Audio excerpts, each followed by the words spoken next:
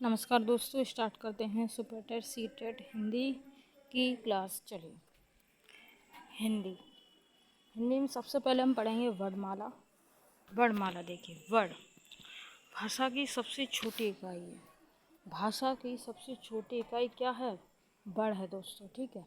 वर्ण उस मूल ध्वनि को कहते हैं जिसको विभाजित नहीं किया जा सकता। वर्ण को अक्षर जिसका अक्षर ना हो वो भी कहते हैं, ठीक है। वर्ण को हम अक्षर भी कहते हैं और अक्षर का मतलब होता है जिसका क्षरण ना हो, उसको हम अक्षर कहते हैं। और बड़ों को हम अक्षर कहते हैं। वर्णों, यहाँ पर वर्ण है तो अकेला वर्ण, और वर्णों लग जाए तो मतलब अक्षरों की बात हो रही है, ठीक है। अब बात करेंगे ध्वनि की। ध्वनि शब्दों की आधारशिला है जिसके बिना शब्द की कल्पना नहीं की जा सकती, ठीक है। तो आ ई उ आदि जब मनुष्य की वागेंद्री द्वारा व्यक्त होते हैं, ठीक है, बोलने वाली वागेंद्री, ठीक है, तो तब ये ध्वनि कहलाती हैं। मुंह से बोल लिया जाएगा तब ये ध्वनि बोलेंगे, ठीक है। इसके लिखित रूप को वर्ण कहते हैं। देखो, मुंह से बोला जा रहा है तो ध्वनि, और लिखने हम जब कॉपी पेन से लिख रहे हैं तो उसको हम वर्ण कहेंगे, ठीक है, वर्ण कहेंगे। अब देखिए, थोड़ा सा और समझेंगे। ध्वनि को बोला और सुना जाता है जबकि वर्ण पढ़ा लिखा और देखा जाता है। ध्वनि को क्या करते हैं हम?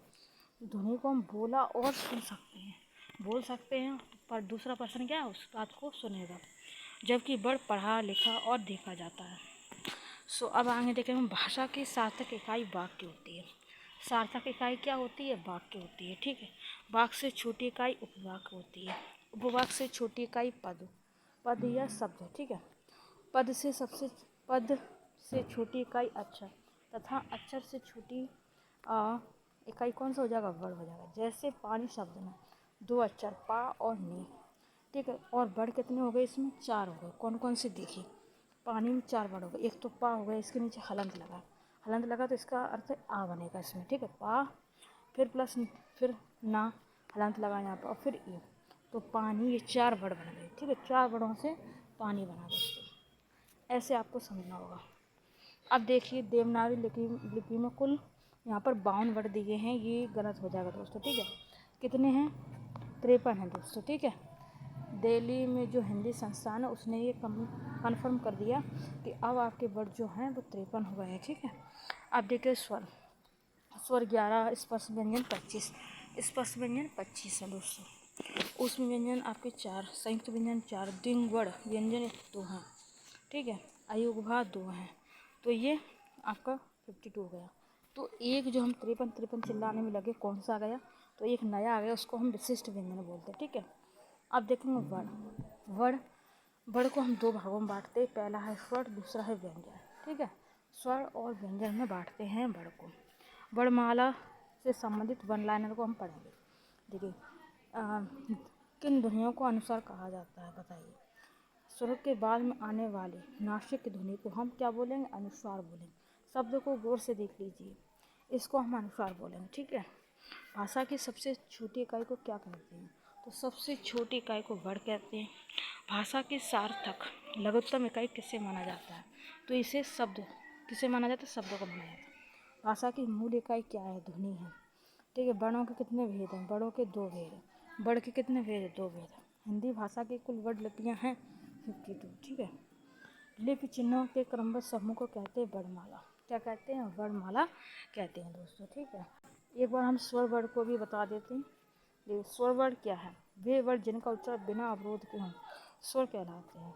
इनके स्वर के उच्चारण में किसी दूसरे वर्ण की सहायता नहीं ली जाती। हिंदी में स्वर वर्णों की संख्या 11 है, जो इस प्रकार से। देखिए, स्वर आपके इस प्रकार से।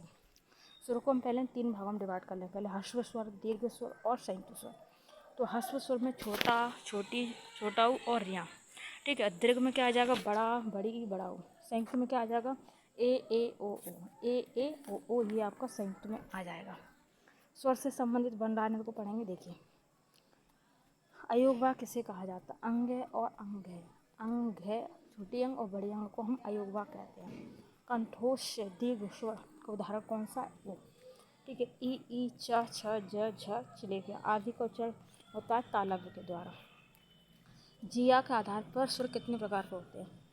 जिह्वा के आधार पर, जिया के आधार पर 3 प्रकार के होते हैं, ठीक है। ओ किस प्रकार के वर्ण?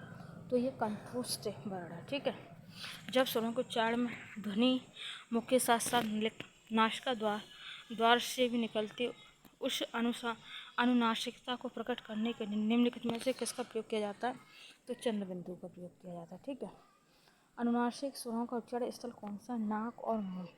अनुनासिक, यहाँ पर अनुनासिक लिख के आ रहा है। अनुनासिक, ध्यान से गौर से देखना। और अनुस्वार की बात कर लें, तो ये सब अपना नाक से निकलेगा। ठीक है। और अनुनासिक की बात कर लें दोस्तों, तो ये आपका नाक और मुंह दोनों से। ठीक है। अब की बार यूपीपीएससी में ये हर एक शिफ्ट में क्वेश्चन पूछा गया। यस। अब देखिए, जिन स्वरों के उच्चारण हवा नाक से निकलती उन्हें कहते हैं अनुनासिक। जिनकी ध्वनि केवल मुख से निकलती उसको निर्नासिक। भाषा विज्ञान की दृष्टि से उक्त इस प्रकार का है तो पश्व संबद्ध है। ठीक है। रे क्या है? ये स्वर है जिनका उच्चारण स्वतंत्र रूप से होता और जो व्यंजन के उच्चारण में सहायक होते स्वर हैं। स्वरों की संख्या कितनी है? 11। मात्रा के आधार पर स्वर कितने प्रकार के होते? 3। ह्रस्व स्वर, दीर्घ स्वर और प्लुत स्वर कितने हैं? किसके प्रकार है? तो ये स्वर के प्रकार है। ठीक है। जिन स्वरों के उच्चारण में 3 मात्रा का समय लगता है या ह्रस्व से 3 गुना समय लगता है उनको प्लुत स्वर कहते हैं। ठीक है। हिंदी भाषा में ह्रस्व स्वरों की संख्या 4 है। ठीक है। किस स्वर के उच्चारण में दीर्घ स्वर से भी अधिक समय लगता है? प्लुत स्वर में। प्लुत स्वर कौन सा है? तो ओम है। निम्न में से किस स्वर को संयुक्त स्वर माना जाता है? तो ए को हम संयुक्त स्वर कहेंगे। ठीक है।